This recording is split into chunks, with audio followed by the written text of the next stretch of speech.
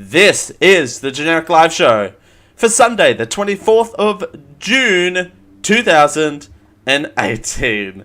And it starts right now.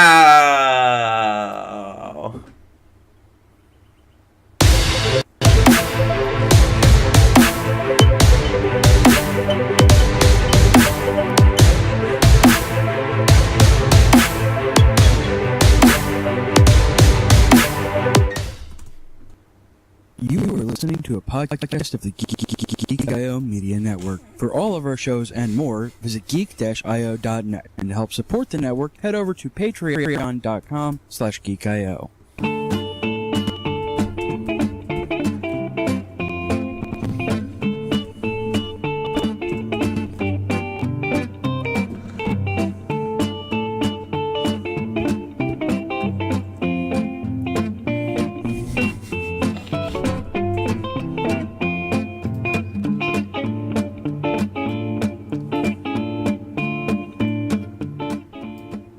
Hold on tight. This is the Generic Live Show. Thanks for joining us on the Generic Live Show for Sunday, the 24th of June, 2018. My name's Al Campbell and welcome to the Generic Live Show, the most generic live show on the internet, with the most gargled intros in history. Don't fact check that. It's again, there's no need to fact check a news show, right? Too real? Too real? A little bit too real? A little bit too real. Thank you all for joining us here on this Sunday. It's Al Campbell here with you. And we're doing it for Geek.io. Thanks for joining us. We do apologise for the gargled intro. But, you know, we're doing it. If you're not in America, it's not too real. Kerry with the punch out today. Alright, thank you everyone for joining us. Hi, my name is Water Buffalo. Thanks for joining us. We'll see you all next time. Hope you've enjoyed this Geek.io program. There you go. Not if you're in America. Alright. Let's, we got a huge show planned for you guys, because I wasn't here last week. Thank you everyone for your patience. Whoa, fuzz cam. Thank you everyone for, sticking by us.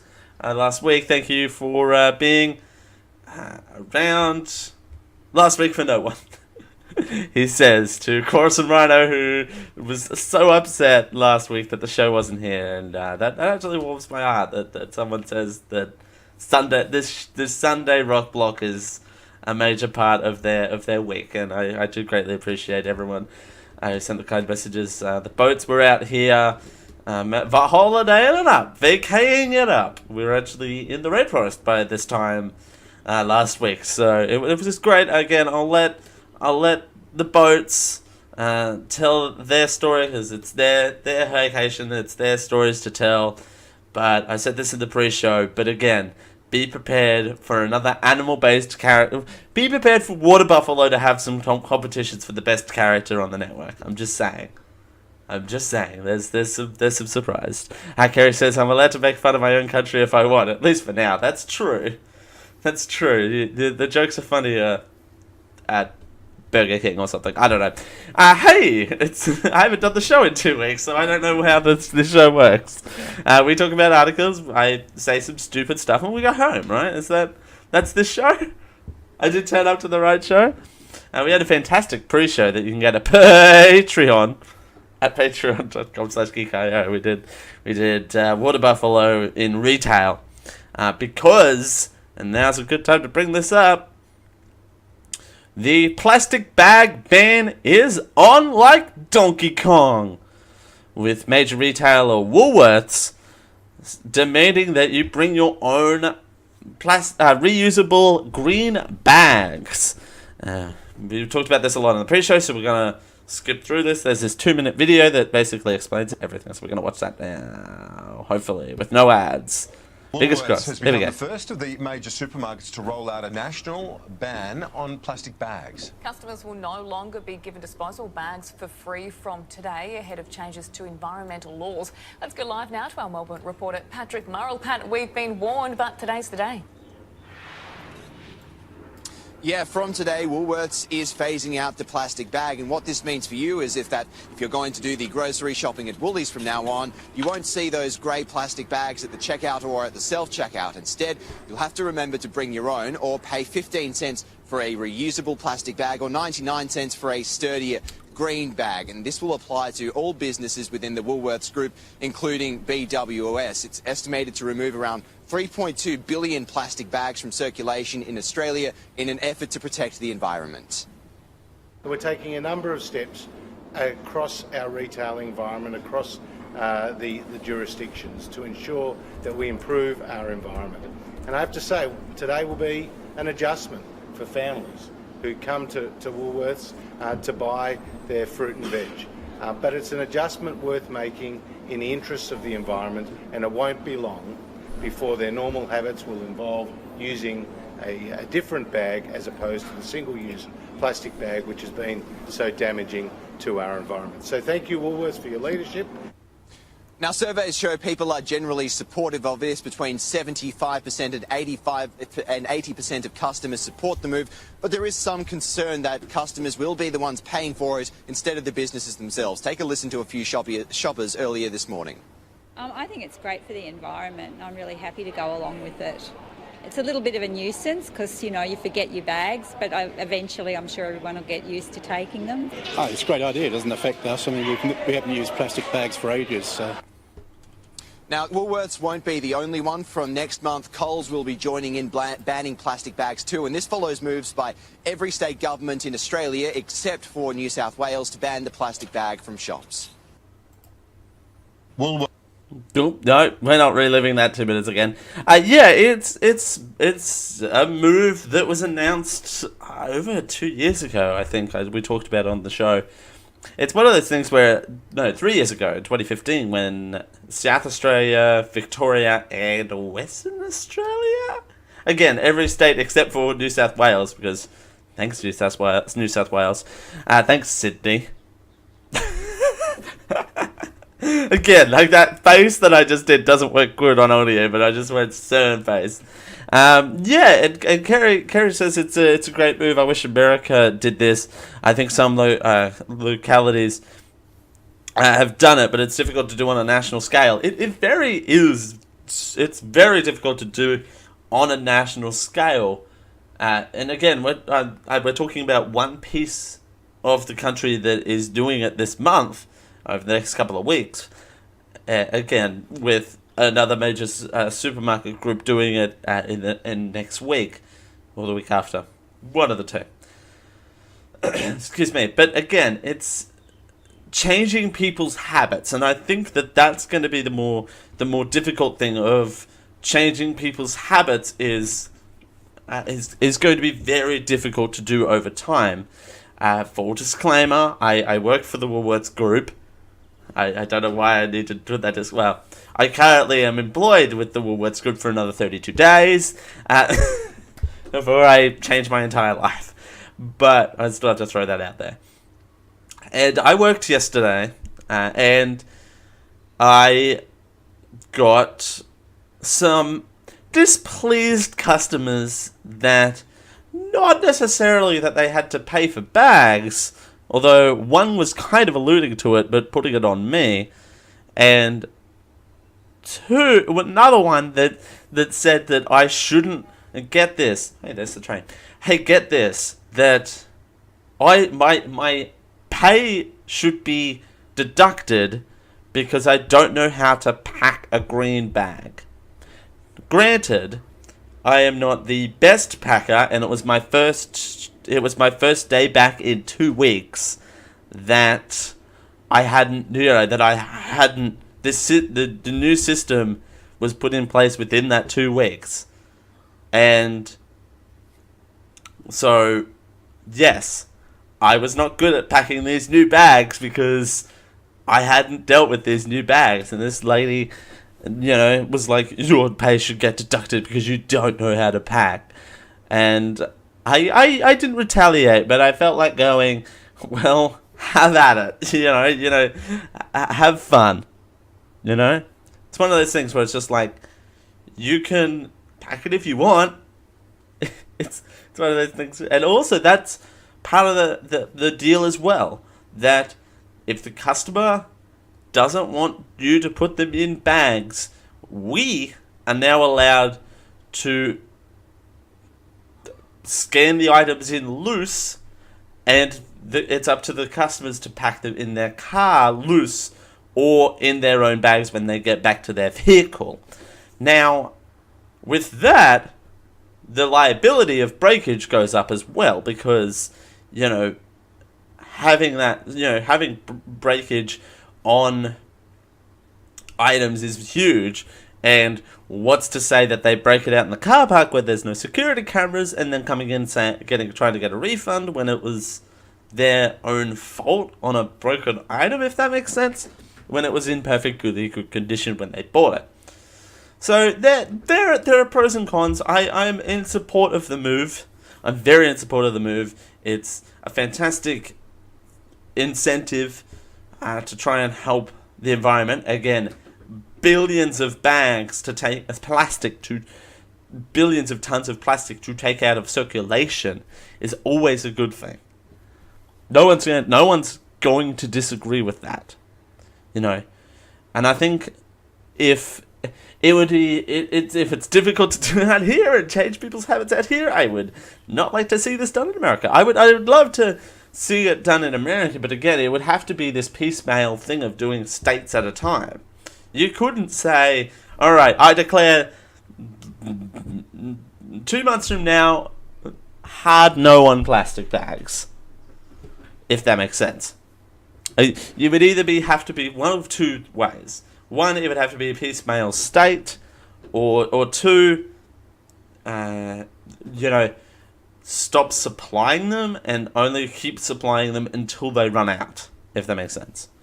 Which that's hard to manage as well, because different registers need to be done, have a certain amount of bags, and if that register runs out, they'd have to run and grab. I don't have, the exact control of it. Kerry says it would be easier to be done via the corporations themselves. If the government does it, Conservatives throw my favourite term of the day, a shit fit. I want to use the term shit fit more often. And two, that's true as well. This is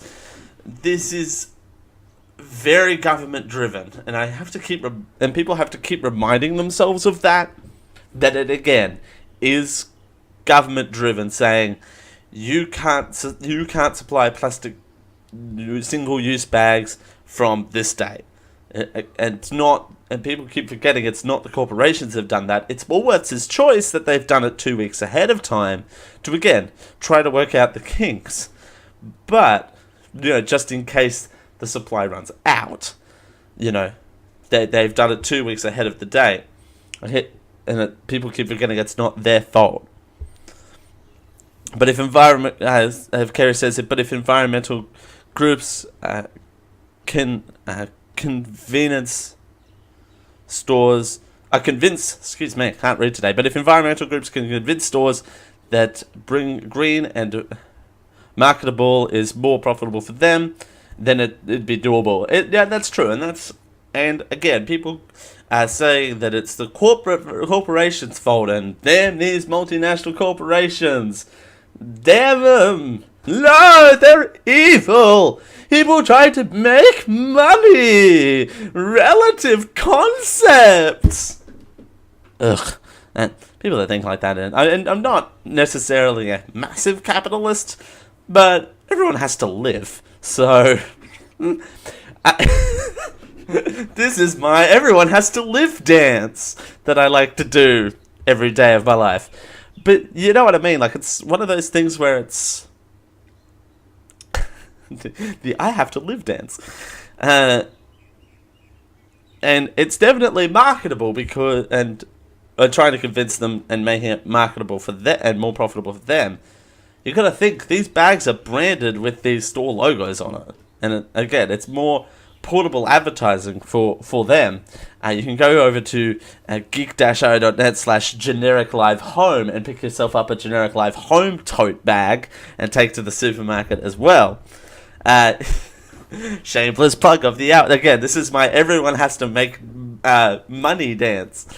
Very high quality organic material, and you can help your favorite creator, which of course is me. But again, like, the other companies are now going to invest in these green bags because it's in making these green bags because it's more advertising for them.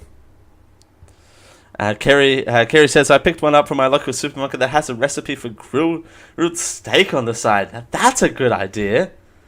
See, there you go. Like little factoids or little things that aren't necessarily just the company logo. There you go. I picked one. A grilled. I want grilled steak now. There you go. That's fun, and that again creates incentive for the businesses to do creative things with these bags because they have to supply them here now. So there you go. Apparently they made one with a milkshake recipe and a guac one too. Ooh. You know, I said I don't have time for side tangents, but you can't go past a good guacamole, right? You can't go past it. You have to stop what you're doing and eat the guacamole and then continue with your day. You cannot go past it. And a good milkshake too, for that matter. But this article doesn't provide too many other details that I haven't provided. Basically, the range is the $15 reusable bags, the 99-cent green bags, which ironically are coloured green. Yes, Kerry, stop guac and roll. Yes, yes. Stop and eat the guac. It's my new show coming soon called Guac Around. Stop guacking around. Stop guac and roll. I might actually have to invest in that for a show title. That is way too good not to be used. Let's copy that. Stop guac and roll. I just found the opening to the show. Alright, there we go. There you go. Alright. Stop guac and roll. Stop guacking around. They're saying. But again, they have multitude of options that you can have. You, again, have the 15-cent reusable ones, the 99-cent green ones, the $2.50, $2.49, but may as well be $2.50. Bags that you can put cold items into, like insulated bags. You can also buy, for whatever reason, and this is the bag I don't understand, and this is the bag that's going to have the most issues, I think, is going to be the 99-cent foldable lace bag. And again, I already see that one causing problems. Why? Because lace does not hold that many items. I'm just saying. Nope. Nope. Moving off that track. Lace bags probably tend to break when you put items in it. Lace breaks. Hashtag lace breaks. Join the conversation. Use the hashtag lace breaks in our Discord. geek-io.net/Discord. But if you got any opinions on this, please feel free, because it's a hot button issue. Please do feel free to join the Discord and have a conversation there, or email the show at show@geek-io.net, GLS in the subject line. I almost gave out my email address, which you can probably email to, dale@geek-io.net or show@geek-io.net. GLS in the subject line if you've got any opinions on this, or how you think your country should reduce the bags. It'd be great to get other opinions on the story from other countries as well, and other states that have already introduced a ban like this. So there you go. It'd be great to get an opinion of other people. All right, let's move on now to Telstra, who are having a tough time. It weighs heavily on me. Telstra CEO feels for axed workers. He fires them and now feels bad for them. Telstra Chief Executive Andy Penn admitted his decision to slash a quarter of the telco's workforce weighs heavily on him, in quotes, but defended the move is best interest to shareholders, the company, and over the long term. Okay, I understand. Yes, and you can. I don't want to fire people, but I have to. Doesn't sit well for me. As a person who has been in that position, that doesn't sit well for me. It weighs heavily on him, but it's a move that has to happen. No, it's not a move that has to happen. It's a move that is going to make his shareholders happy. There's a difference. I'm just saying that there is a huge difference. Huge difference. Telstra announced on Wednesday it would cut $8,000 jobs from its payroll as it struggles with strong competition from mobile and internet customers, as well as the impact of the NBN. Here is Andy Penn. Now, Telstra is an amazing organisation. We've been connecting people for more than 100 years. Firstly, we connected them with fixed lines, then with mobiles, then to the internet, and of course these days we're connecting things as well. And as we reflect on the state of technology today, connectivity has become more important than it has ever been and will continue to be so in the future. And Telstra has always been a leader in technology innovation and providing great connectivity. But at the same time, the telecommunications sector has never been under more pressure.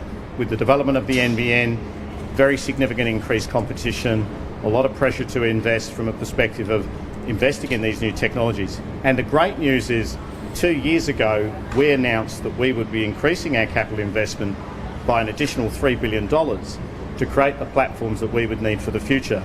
And without those investments, we would not be able to announce what we're announcing this morning, which is a new strategy for Telstra, which is at its heart, first and foremost, has us looking to radically simplify and change the nature of telecommunication products and services for all customers in Australia, because we know there are many pain points in the telecommunication products that customers receive today, and our commitment is to eliminate them. We're also taking a similarly radical approach to the simplification of our business. We will reduce the number of layers of management by 2 to 4 layers across the organisation, and further accelerate the new ways of working we have in the company, as well as introducing new structures that will enable us to consolidate a lot of the large-scale back-office processes that a large company like Telstra has today. Now, all of this simplification enables us to increase our productivity program by an extra $1 billion to $2.5 billion. But what it also does mean, and this is very difficult news, is it does have an impact on the number of jobs at Telstra, and we anticipate that about 8,000 roles net will leave the company over the next 3 years. And that's obviously very difficult news to share, because Telstra is an amazing organisation, amazing family of people, and that was why it was so important for me to speak to the teams first in delivering that news. But if we're going to be competitive, if we're going to deliver the sort of products and services to our customers, if we're going to deliver for our shareholders, I have to be authentic and I have to be transparent that that's the scale of change that Telstra needs today. We are setting up funds and support for our people that are impacted, and we will obviously communicate more about that over the next 3 years as we roll out the changes. The final piece of the strategy is the establishment of a new business unit within Telstra, owned 100%, to house our infrastructure assets, our fixed infrastructure assets, because of the value of these, which will enable us to better manage those assets and give us optionality in the future, particularly in a post-NBN world. That was, that was Andy Penn talking about the job cuts at Telstra, and I think a lot of this has to come down to the response of the major outages that have been occurring in the Telstra network for the last couple of months now, almost up to a year. Telstra had 32,293 employees at the end of the 2017 financial year, which would be July 1, basically this time last year, they had 32,293 employees. Now, I find it funny. No, not funny is the wrong word. I find it... Ironic's definitely not the word. I find it... Fascinating is not quite the right turn of phrase either. I find it... We'll go with fascinating. I find it fascinating that after Telstra's major PR issue from having all of these outages, their immediate response is to cut middle management and create an infrastructure sector. I find it that those two things don't really go hand in hand. I think, yes, they realize that their share price has gone through the floor, and they need to do something drastic to try and rectify that. I get that. But I think that their spin-off alternative to separate products and services and infrastructure is an interesting move to try and set up the company to be sold. Brass prediction for 4 years' time. Telstra is getting sold. To who, I have no idea, but mark my word, by the 25th of June 2020, that would be 2 years now, by 2021, that would be 3 years. I can't do math. Telstra's getting sold. Now, an aspect of Telstra's getting sold. I don't know if the entire company is getting sold, but I have a feeling that the infrastructure part, they can't keep up with the national broadband network infrastructure as well as their products and services and continuing to improve those. One of those units is getting sold off, and my brass prediction is more leaning towards the infrastructure side, and they're going to hand that over to someone who can do that. And it's not like telcos... it's not like telecommunications in Australia is struggling at the moment. Hell, we got one losing $8,000 and one failing to stream the World Cup when they got paid millions and millions of dollars to do that. So it's not like the telecommunications in Australia is getting a bad light at the moment. That was a long sentence and intended as satirical, but it's a strange move. Like, 8,000 jobs of mostly middle management are going. That's a lot. They feel for it, and a lot of that we covered deeply. The quote that particularly stands out to me is this last one, and we'll read it together. Let's read it together. I clearly care about what impacts the share price. I don't spend every day following the share price, but I care about the share price, and I know that it impacts our shareholders. So it's a move to try and increase the share price, even though he doesn't. He cares about it, but doesn't. Ooh. Kara says, Josh came home from work and walked in just in time to hear you reacting to Stop Guac and Roll. Stop Guac and Roll is amazing. It might be a t-shirt idea, or it might be a new show. Stop Guac and Roll. So good. All right.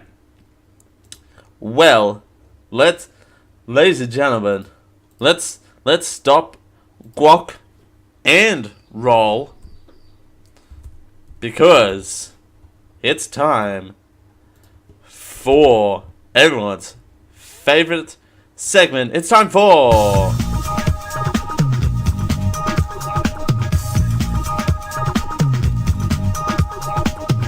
This Is Not My Show. Or is it? I forget. I can't remember. 1974, 1981, 2002, 2001, 1941, 704. Is it the same as you remember, or is it the same as it ever was? That's right, ladies and gentlemen, we are going long. I told you we have a lot to get through in this show, and we got 25 minutes left in the hour. We got like 9 stories left. I don't know how we're going to squeeze that in. Ladies and gentlemen, it's your favorite segment. It's my favorite segment, at least. That's all that really matters, right? June 1996. It's the same as you remember. Same as it ever was. The part of the show where we take a jump back to the left and slide to the right. Wrong way around, but my camera's weird. June 1996. No, don't. Stop that right now. Don't end the show. Don't. No. Love it when the show ends itself. It's kind of good, actually. June 1st, 1996, Sony does not renew the lease on the Megatron in Times Square. Sure, that's a thing. HDDV Wanda becomes the Prime Minister of India. I said that wrong. I can guarantee you I said that wrong. June 2nd, 1996, the 50th Tony Awards. Masterclass and Rent win. That would be what? Best Play and Best Musical, respectively? Question mark?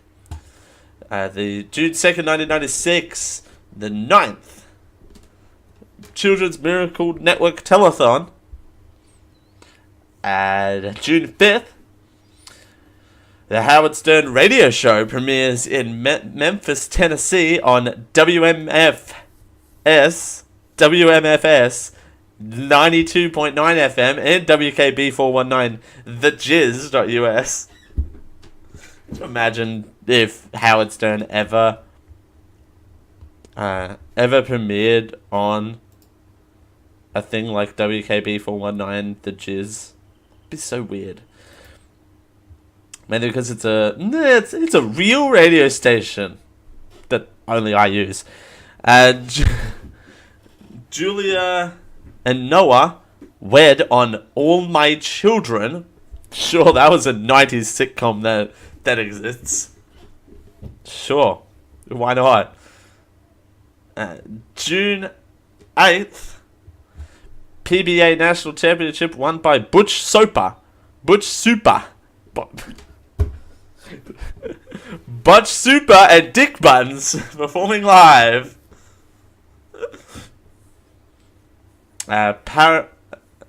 Panama becomes a member of the Burn Conservation Copyright Treaty. Sure, that's also a thing. June 10th, 1996, Intel releases 200 megahertz Pentium chip. All My Children was a soap opera. Okay, sure. I never watched it. I could not tell you what it was about. Hey Siri, what was All My Children about? I'm not sure. See, there you go. Siri's not sure either. All My Children. Is All My.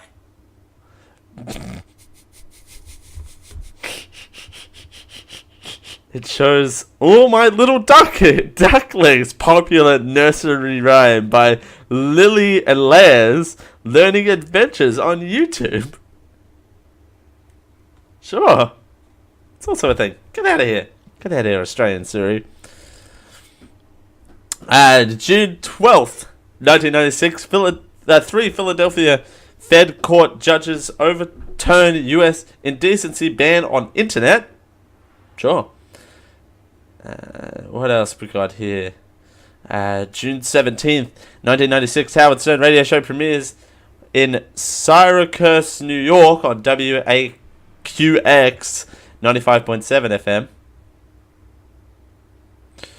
FM. June 20th, 1996, Space Shuttle STS-78 Columbia 20 in parentheses. launches into space. Hey, June 20th, 1996, the Venezuelan Congress approves deal which allows foreign oil companies to explore and produce oil in Venezuela for the first time since the country's 1975 nationalization of the oil industry. Fun fact. June 23rd, 1996, the Nintendo 64 goes on sale in Japan.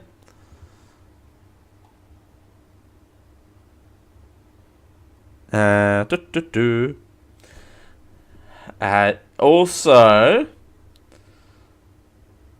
the June 28th, 1996, Constitution of Ukraine is signed into law. There you go. That's something, I guess. There you go. June 29th, 1996, Superman's Action Comic number 1 from 1938 is auctioned at Sotheby's. That's a place. At $61,900. There you go. There you go. Oh, we forgot to mention this on June 1st. And we'll end on wedding news. On wedding news. 81st UK Prime Minister David Cameron, 29 at the time, weds businesswoman Samantha Sheffield, 25, at Church of St. Augustine of Canterbury in East Hendred, Oxfordshire. That is the most English thing I have ever said on anything ever. And a lot of people died in 1996. And that, ladies and gentlemen, was...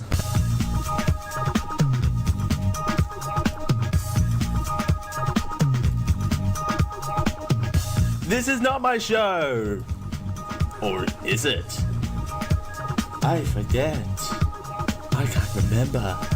1974, 1981, 2002, 2001, 1941, 704. Is it the same as you remember? Or is it the same as it ever was? Indeed. Was it the same as you remember? 1996. Ah! Spoiler alert. And again, this is a favorite bit we like to do on this show. I was quite young, so I can't remember much of 1996, to be honest. Hey, breaking news. Beep, beep, beep, beep, beep, beep, beep. According to my sources, aka Apple News and my phone that accumulates a lot of news from different sources to help me put the show together. Breaking news, 12 minutes ago, Roseanne says she feels remorse for racist tweet. Huh. Really? Let me read that again to make that sink in. Roseanne says she feels remorse for racist tweet. Ladies and gentlemen, I don't like to swear on this show, but we call that the no shit Sherlock moment. It's the no shit Sherlock moment of the day. It gets one of these. The no shit Sherlock show moment, even though I've now said the S-bomb 3 times. Alright, moving on. Because I like that turn of phrase. It's a great turn of phrase. Alright, so the last little bit of the hour here, we're gonna run through a lot of these other stories that I have. So, Dreamworld, the park here in Australia on the Gold Coast had a tragedy in late 2016, and I talked about it here on the show, where 4 people died whilst on a ride at Dreamworld, and they started the inquiry into it this week, and it has revealed some very tragic stuff. And it's very heart-wrenching to... We've now dragged the show down to where it belongs. It has shared some very heart-wrenching stuff, and I wanted to share this again. It's a bit of an update on this story and this inquest being so big. And again, it's off. I think it resumes today, because it being Monday out here, it resumes today, and I think a lot of the families are now testifying. Last week was the employees and park staff and the ride operators is the one that I wanna focus on. And it was a lot of just these two headlines. I wanna read these two headlines back to back for you. Dreamworld ride controls were confusing was one of them. Ride operator only had 2 hours of training before river rapids tragedy. Scrolling past those because I don't like... Yep, we're not showing those people because reasons. The ride operator... Let me zoom in here. Why has this gone grey all of a sudden? Weird. This has gone grey. Alright, never mind. The ride operator working the day of the Dreamworld tragedy unfolded only had given 2 hours of training before the day of the incident. Peter Nimworth, a senior operator at the park, had given evidence at the inquest into the disaster. She said his colleague Courtney Williams had only been shown how to run the ride Thunder River Rapids the morning of the tragic accident on October 25th, 2016. There's police outside the courthouse. I might zoom out one. There we go. Cindy Lowe, Kate Goodchild, her brother Luke Dorset, and his partner Rosie Argoli all died instantly when the ride malfunctioned. Further still, documents showed that Mammoth just had 15 minutes training as a supervisor 5 months prior to the malfunction. So, he only had 15 minutes? Yeah, he only had 15 minutes of being a ride supervisor.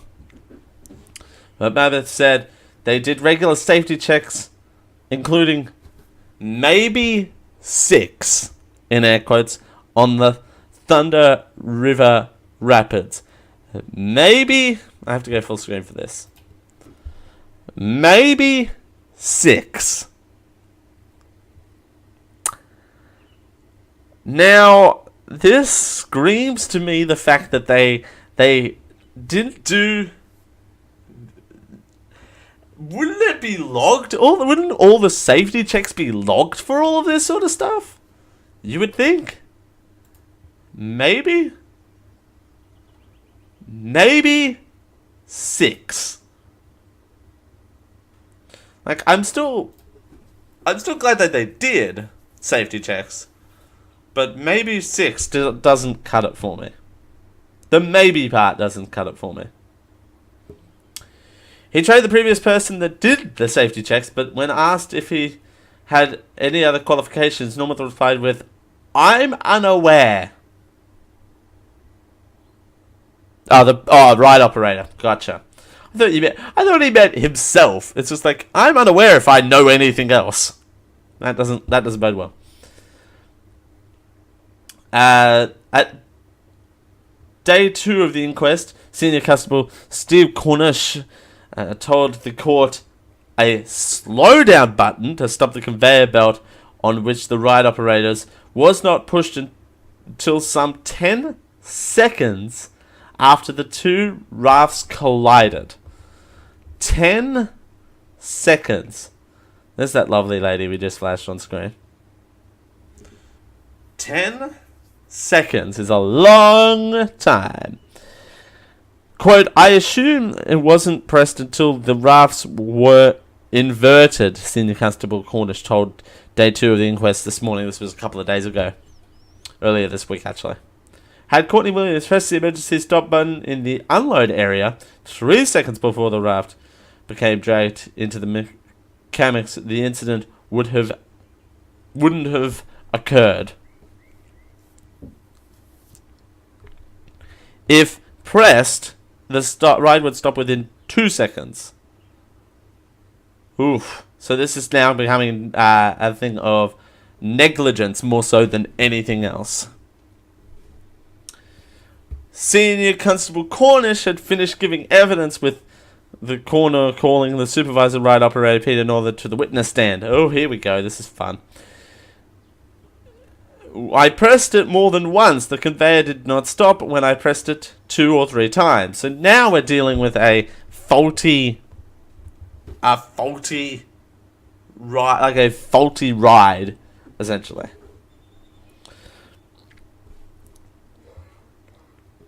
But she was a competent ride attendant who had worked at the Gold Coast Theme Park for 2 years and had level 2 operator qualifications. The inquest heard Miss Williams was at the offload station of the ride the day of the incident. Detective Sergeant Brown said Miss Williams rushed into emergency mode to help Mrs. Lowe's son Kieran and Miss Goodchild's daughter Ebony, who had been thrown clear of the raft.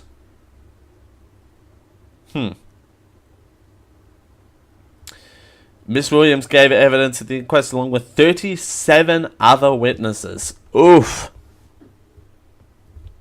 37 witnesses. That's a lot of people. In 2001, several empty rafts collided and some flipped over when a ride operator was distracted talking to guests who were waiting to get onto the attraction. An email between staff told the incident in 2001 read, "I shudder when I think if it had been guests on the ride the operating day of the inquest had heard." 2004, 2 rafts collided, sending a guest into water-filled trough. The guest was rescued without injury. 2005, police also together 3 rides collided when it went up the conveyor belt at the same time. Just a lot of stuff.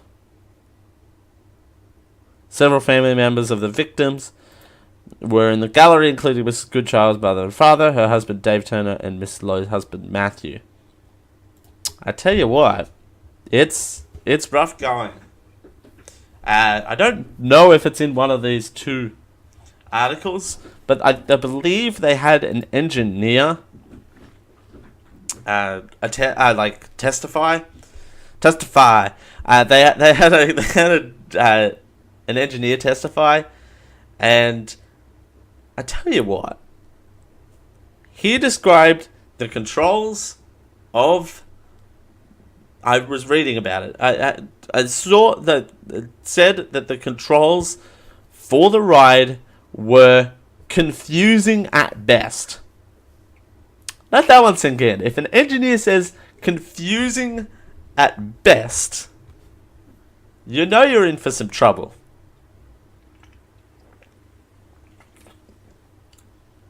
Confusing at best. Jeepers. That's not fun. Or was it this one?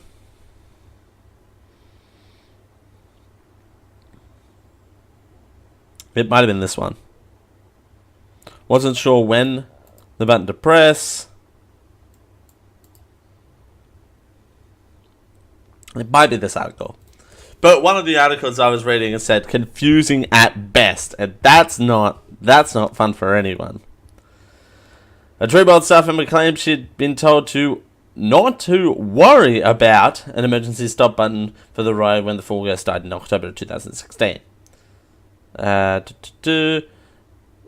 Barrister Stephen Wybro, representing victims, said an emergency stop button was not clearly labelled, and a staff member was unaware of its exact functions.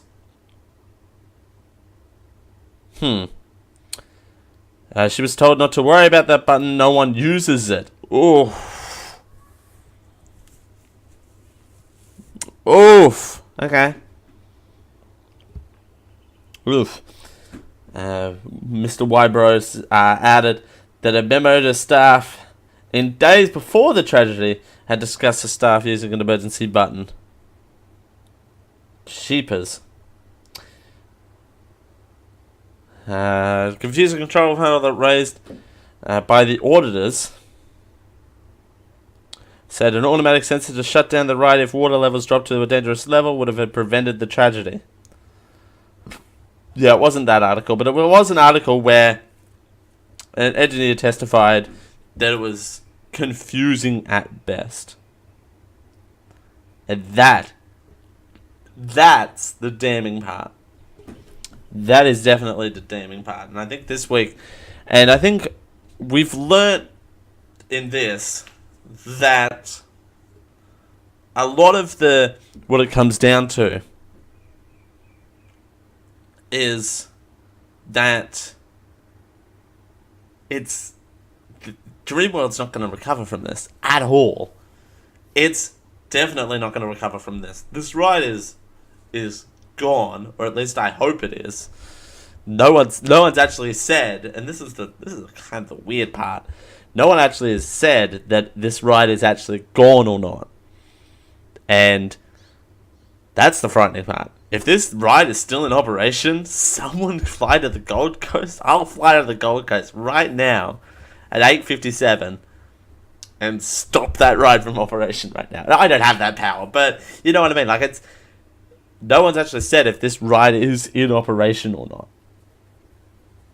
Again, that's the frightening part of if it is still in operation, then we definitely have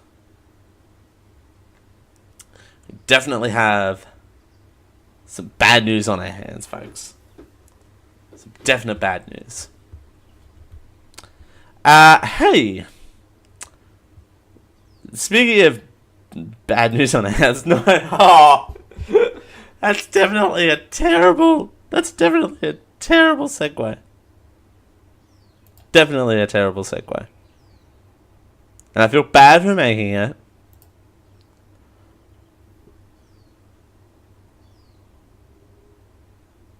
Definitely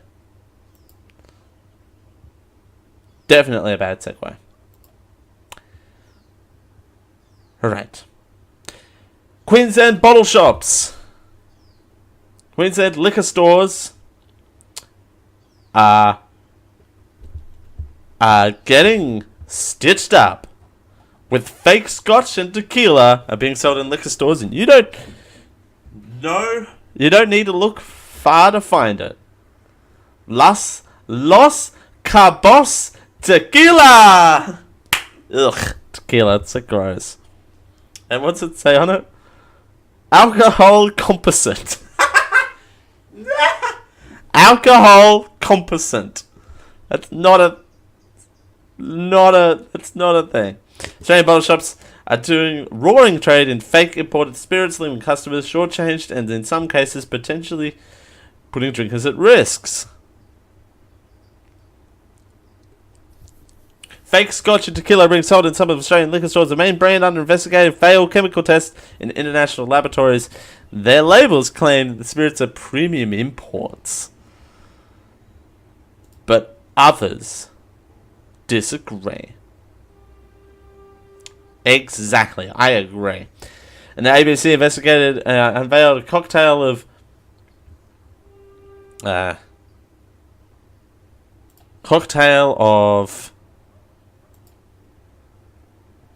what am I doing? Okay, never mind. I'm getting distracted. Hey, Dale, don't get distracted. Dodgy drinks are being served as house spirits in bars and pub and being sold at independent liquor stores in the country. Biggest markets include Sydney, Brisbane and Melbourne. Documents obtained under Freedom of Information. I love Freedom of Information laws sometimes. See, in this case, it's helpful. Right? In this case, it's helpful. Because when it gets to my liquor, I don't want my liquor to be infected. Infected? No, you definitely don't want your liquor to be infected. Impacted is what I was going for. Infected also works. Separately, the ABC found evidence that several Australian companies are selling fake Scotch whiskey and tequila for as little as $29.99 a bottle. The Black Scout, finest Scottish whiskey, approximately 4.7 standard drinks. Ooh, that's a lot. 125 mils. That doesn't helpful. The label D'Aquo's The Black Scot whiskey claims it's a product of Scotland in air quotes. The ABC seen tests as international laboratories show that the Black Scot lacks the unique chemical components to identify it as a true Scotch. Nice. Ladies and gentlemen, your government money is going into investigation of liquors and alcohol. ABC understands that D'Aqua Bros is one of the 3 companies facing possible legal action. When asked if the company's Scotch and tequila were imported, one employee said, "No, they make them here in Orange." That doesn't make sense. No one's making apparently the rich, fancy Scotch in outback New South Wales. That's not happening. One other employee said it was mixed locally. What does that mean? Mixed locally? That doesn't make sense. A bottle of Terora's Bia tequila costs $28.99 in Brisbane. Something that a liquor distributor who wanted to remain anonymous said it was impossible for an import. That's very true. Oh, look at them. This goes on. This is a very tequila falsification. No one wants to be accused of tequila falsification. Spokesperson says if consumers should report suspicious beverages by calling 1300-552-406 or online at foodauthority.newsouthwales.gov.au. Again, the barcodes were missing numbers. I shouldn't love fraudulent products like this, but there's something to adore about tequila alcohol companies trying to pull the wool over people's eyes by going, it's alcohol, you'll be fine, I promise. There you go. Alright, as we continue here on the Direct Live Show for Sunday, it's Dale Campbell here with you. That was a lot to cover in hour 1. We got a lot done. We were very productive. But now we're going to go into hour 2. And ladies and gentlemen, we're going to continue the tax time song. Because next week, ladies and gentlemen, it's tax time.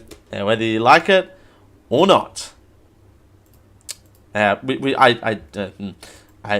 looking forward to tax time. Because tax time is a headache, and I already have enough to worry about from worrying about tax. This is my new song called Dale Needs to Be an Adult. Hope you like it. Anyway, you come to GLS to get all of your tax changes all in one go. Childcare, tax changes, and pay rises. All you need to know that comes into effect on January 1st. So we continue here on the Generic Live Show for a Sunday. It's Dale Campbell here with you. We're doing it for GKO. We'll see you in hour 2.